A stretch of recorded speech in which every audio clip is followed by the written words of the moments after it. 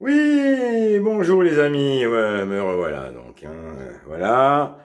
Euh, bon, j'ai eu une sombre journée, je suis crevé, exténué, et je reviens quand même. Je vais vous expliquer. Donc, je prends la voiture ce matin pour aller au collège avec mon véhicule de remplacement qui est une Opel Corsa, que le garagiste de Mondial Auto Bosch, qui a gardé ma voiture, la V50 pour une durée de percée, me prête aimablement. Alors, je démarre, tout va bien. Ensuite, ensuite. La poisse, la poisse, la poisse. Mont-Saint-Michel, je monte, je monte, je monte. Tout d'un coup, qu'est-ce qui arrive? Waouh. Je vois que le véhicule n'avance plus. Je passe les vitesses. Il y avait encore des places d'évitement. J'aurais dû me garer beaucoup plus vite. Moi, je persiste. Moi, je suis un têtu. Je vais jusqu'au bout. Parce que je me plante totalement. Je suis comme ça. C'est moi. On ne me changera plus. Et puis tout à coup, je me retrouve. Il n'y a plus de place d'évitement. Je vois le panneau. Bon, j'étais à, allez, on va dire 30 mètres Puis la voiture, elle fumait après. Oui, la voiture fumait. 30 mètres de la D952, je crois, de sortie d'Algrange. Hein, donc la sortie finale, c'est en juillet. Hein, voilà. Là, c'était à Algrange, donc j'étais là. Je gare ma voiture.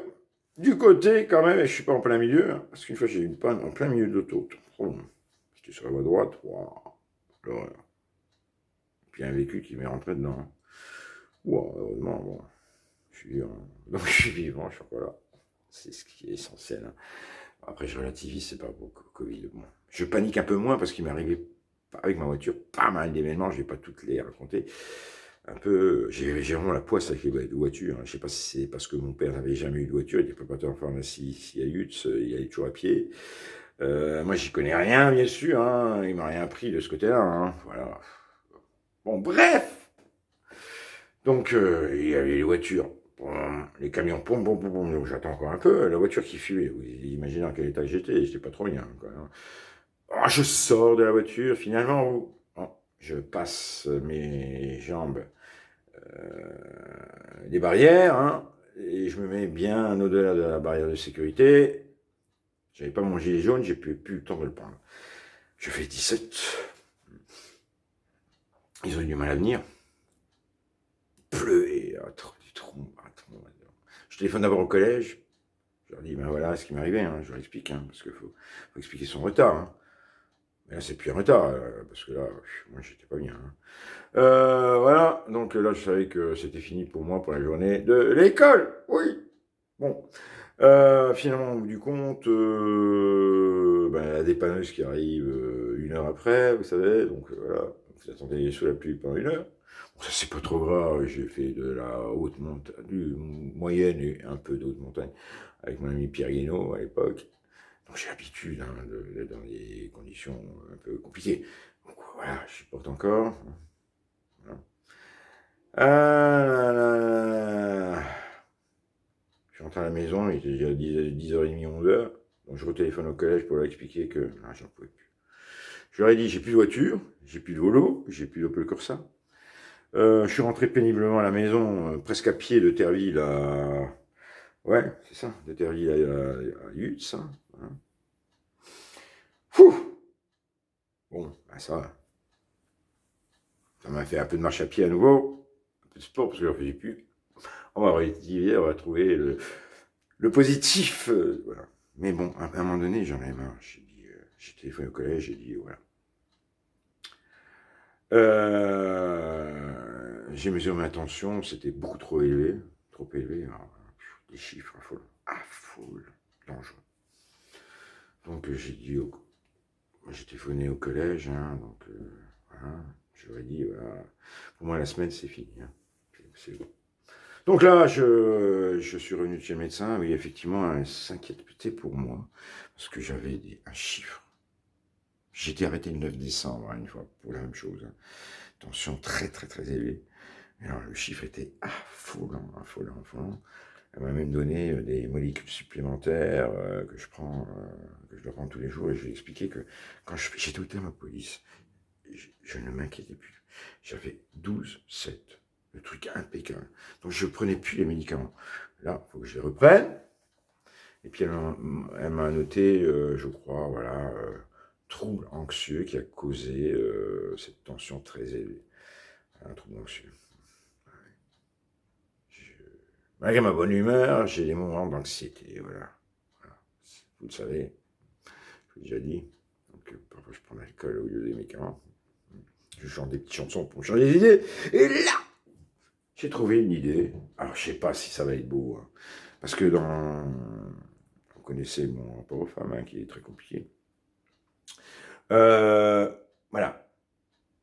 Dans ma belle famille précédente, avec mon ancienne compagne que j'ai quittée il y a un an, plus d'un an maintenant, euh, je vais vous expliquer, on va bien rigoler sur cette chanson, comment sa maman me considérait. Elle dit à sa fille, de toute façon celui-là, Dominique Hutin, c'est juste un gigolo. C'est un gigolo pour moi, je l'ai capté tout de suite. Voilà. Je suis quand même resté 10 ans avec elle, avec des moments difficiles, parfois très difficiles, avec des hauts et des bas. Hein. Bon, voilà. Donc un gigolo, il reste pas des masses, hein, avec une femme. Hein. Bon, bref, donc voilà comment je peux être considéré par les belles familles des femmes. Donc vous comprendrez peut-être la raison profonde pour laquelle je souhaite rester seul, malgré que vous me manquez tant. D'accord? Bisous. Allez, on va changer d'idée. Oui, allez, je vous emmène. Chantez I'm just a gigolo. Alors soyez indulgents parce que cette chanson j'ai peu entendue et je risque de l'adapter à ma façon parce que j'ai même plus l'air là. Donc voilà. Hein, je l'ai écouté une fois là tout à l'heure. Je l'ai écouté un peu en karaoké mais je la fredonnais même pas. Donc je vais vraiment essayer de faire de mon mieux. Croyez-moi. Oui. Allez, just a gigolo, Louis Prima.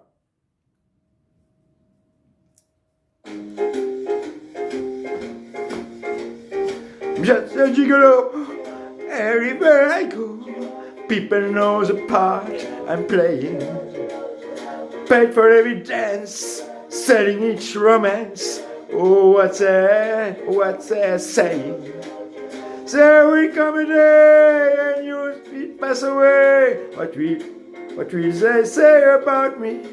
When the end comes, I know they'll say you're just a gigolo. Life goes on without me. I'm just a gigolo. Everywhere I go, people know what's the part I'm playing. Paid for every dance, starting each romance. Oh, what's they saying? And there will come a day, and you will pass away. What will they say about me? When the end comes, I know they say just a gigolo. Life goes on without me. God, I ain't got nobody. Oh, and there's nobody cares for me. Nobody cares for me. I'm so sad and lonely. Sad and lonely, sad and lonely. Want some sweet mama, come and take a chance with me. Cause I ain't so bad. Ooh, let's sing out sweet love songs all of the time. She will only be, only be papa, that, papa, that, papa, I ain't got nobody. Oh, there is nobody cares for me. There is nobody cares for me. Woo, woo. Wow. Instrumental. 57 seconds. Allez, on va danser. Dansez avec moi. Oui.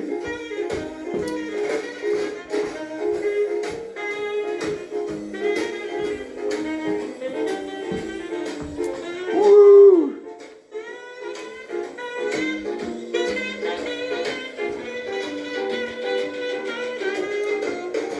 Woo.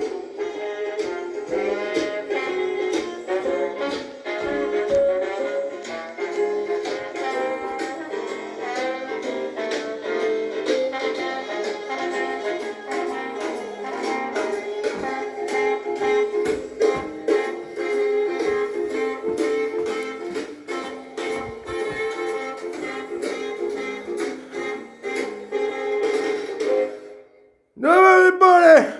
Oh my everybody! I ain't got nobody!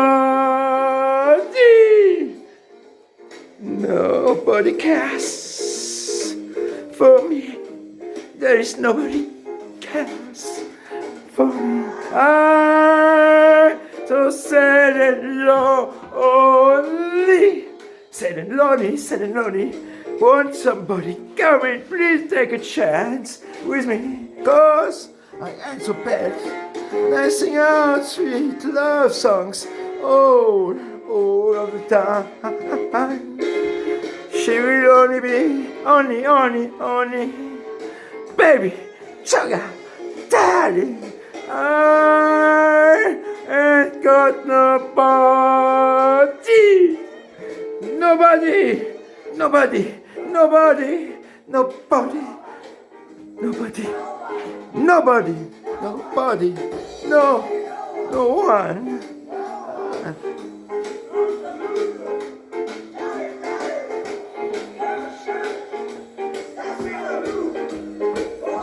Yeah, nobody, nobody, nobody, nobody, nobody, nobody cares for me. Yeah, yeah. Ouh, yes. Allez, j'ai fait ce que j'ai pu. En tout cas, attendez, je vais prendre la main gauche. Hein. Alors, les amis, je me suis fait plaisir, j'ai un peu oublié mes troubles anxionnels. Je vais prendre mon tension un peu plus tard. J'espère, j'ai pris tous les médicaments, là, sérieusement, parce que j'ai avoué à une jeune femme qui était médecin, qui était la remplaçante de mon docteur traitant. Hein, belle femme.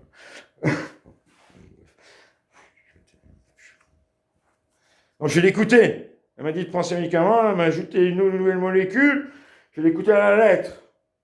Peut-être que ça sera mieux. Voilà. Il faut écouter les femmes de temps en temps. Voilà. Hein. Voilà. Ça suffit pas ce médicament. Vous avez trop de tension. Et il faut faire attention parce qu'elle m'a dit j'ai peur pour vous. Voilà.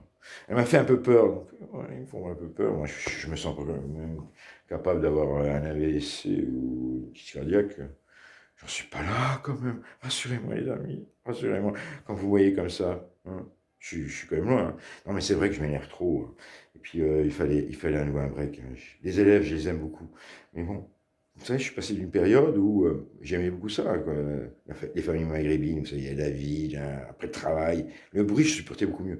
Après, je suis passé à un stade, mes enfants sont plus là, à un stade où Thermopolis, silence complet. On est en spirituel presque, hein, même si c'est physique. Hein, tu vois. Je suis en train de me tenir plus droit, d'ailleurs je vais me tenir plus droit, je me tiens plus droit qu'avant. Hein. Et voilà. Et puis voilà, puis après à l'école, ben, les élèves ils sont pleins de vie, puis ils n'ont que l'école actuellement. Donc il y a du bruit. Alors parfois moi je tape sur la table comme ça, c'est arrivé trop souvent ça. C'est arrivé trop souvent, donc il fallait qu'on arrête. Je sais pas, pourtant je les apprécie, mais je sais pas, parfois, moi j'essaie de les faire participer à l'oral, ils ont plus trop de rythme et tout ça. Et parfois ils participent, ils essaient de donner le meilleur de eux-mêmes, mais ils peuvent pas donner le meilleur d'eux-mêmes. Même moi, donc, je les ai sentis une semaine, on a l'impression d'avoir fait un mois de cours, tellement qu'ils étaient fatigués, je regardais leurs yeux. Puis ils sont beaucoup dans l'affectif actuellement, ils ont besoin d'aide, tout ça. Puis après, si vous êtes aidé un élève à droite, à gauche, il y en a un qui lance des boulettes, voilà, pour faire l'intéressant. Question de maturité, c'est le système scolaire français, ça c'est... On ne peut rien y faire, on leur parle du Danemark, l'empathie, ressentir les choses, on n'y arrive pas. C'est la note, la pression. Puis plus vous leur mettez de pression, plus vous leur dites, à un moment donné, vous énervez quelque chose, parfois, vous leur dites de manière ferme, après, il devient agressif, vous aime plus. Oh. C'est difficile de travailler dans ces conditions. Je crois que plus que l'anxiété, donc des troubles d'anxiété, j'ai dû arrêter. Donc, je ne suis pas un exemple pour les collègues qui continuent, mais ils sont souvent beaucoup plus jeunes que moi, donc ils ont plus la force encore. C'est pénibilité de l'emploi actuel de l'enseignant. Vous ne savez pas comment.